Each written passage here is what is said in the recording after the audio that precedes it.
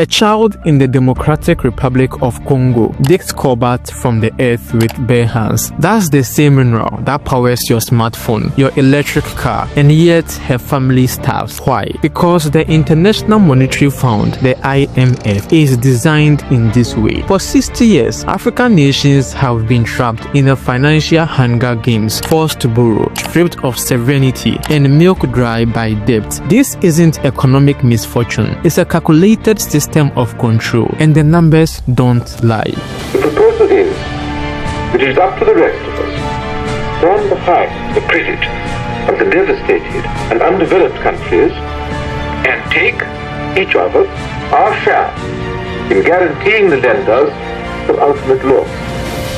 The whole world will join together in a mutual credit pool to shoulder risks which private investors might be unwilling to run.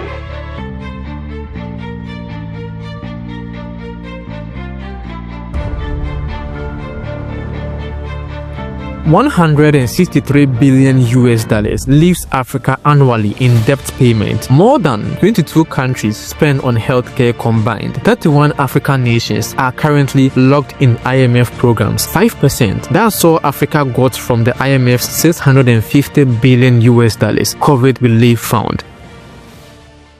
To understand the International Monetary Fund, it is best to go back to history. We come to 1944. July 1944, Bretton Woods, New Hampshire. While Hitler bombed the world, 44 nations met to design the global financial system. But only 3 men truly shaped the IMF. Harry Dexter White, a U.S. Treasury official who ensured IMF policies would protect American banks. John Maynard Keynes proposed a fairer system but was outvoted by Wall Street allies. And finally, the ghost of colonialism, France and Britain, demanded clauses to control their former colonies' currencies. The IMF was established for the reconstruction of Europe right after World War II, and not for the construction of Africa. At the table, Africa was excluded. Ethiopia, the only independent African nation at Bretton Woods, begged for development funds. The response: African needs are neither immediate nor temporary. The fund is essential to winning and preserving peace. That is why the representatives of 44 nations here in Bretton Woods are taking steps to prevent a repetition of the currency chaos which has usually followed in the wake of war.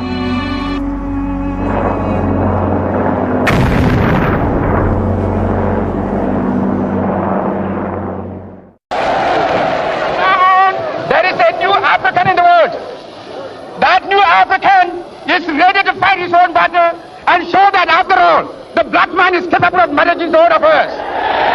When African nations gained independence in the 1960s to the 1970s, they inherited a deliberately crippled economy structured by colonial powers for resource extraction rather than integrated development. This new state lacked functioning exchequers, adequately funded central banks, and control over their own raw materials, as noted in the Transcontinental's analysis. This created immediate structural vulnerability to external financial control. The stage was set for a transition from direct colonial rule to financial colonialism through international institutions.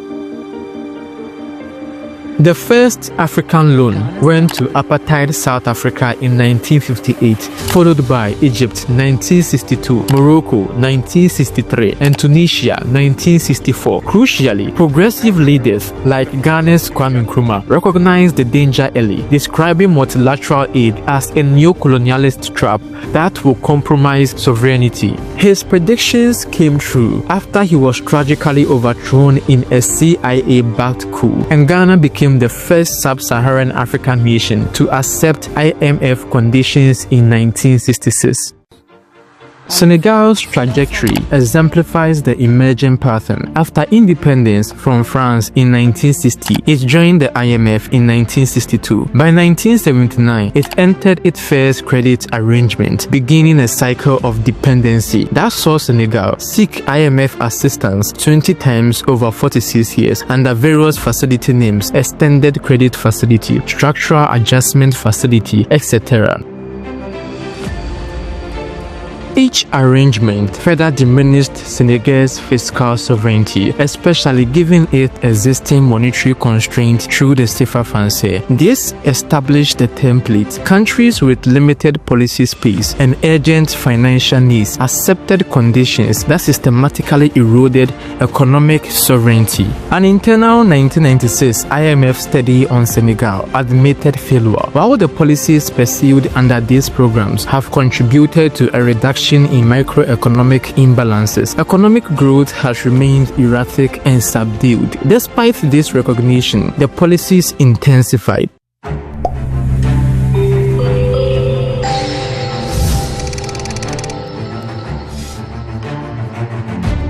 The IMF is actively involved in promoting economic growth and poverty reduction for its poorer members.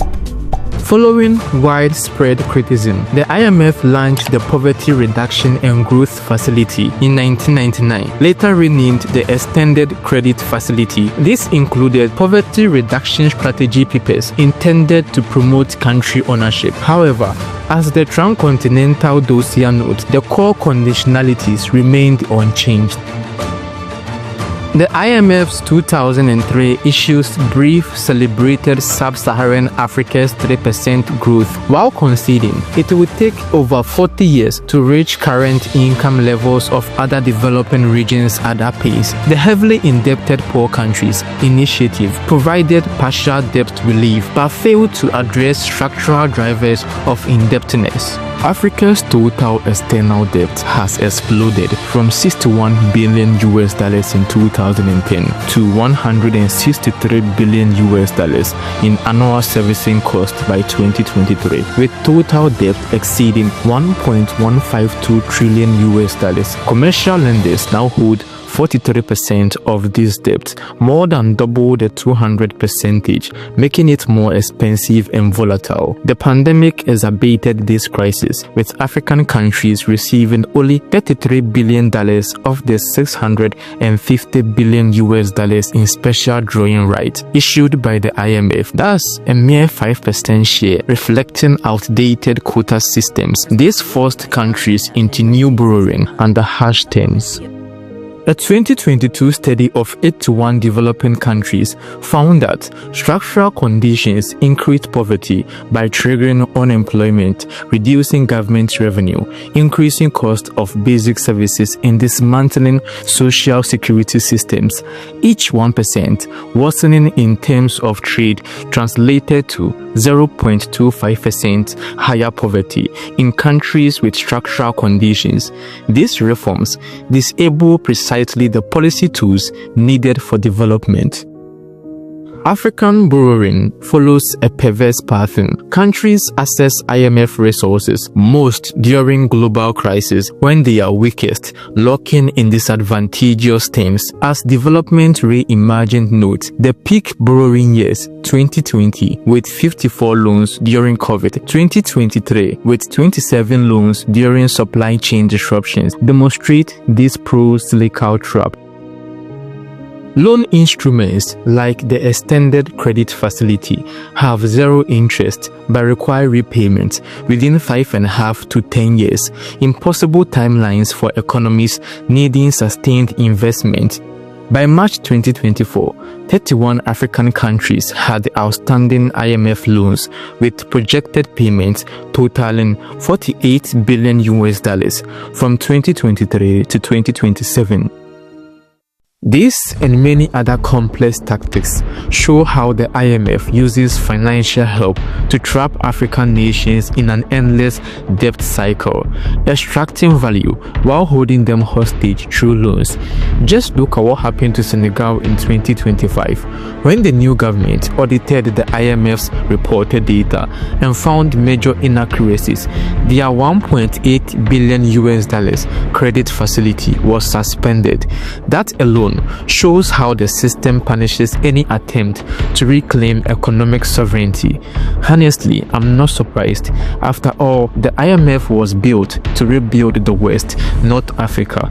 I might not have the resources to produce a deep investigation or long-form documentary, but with this little, I hope I've sent a message.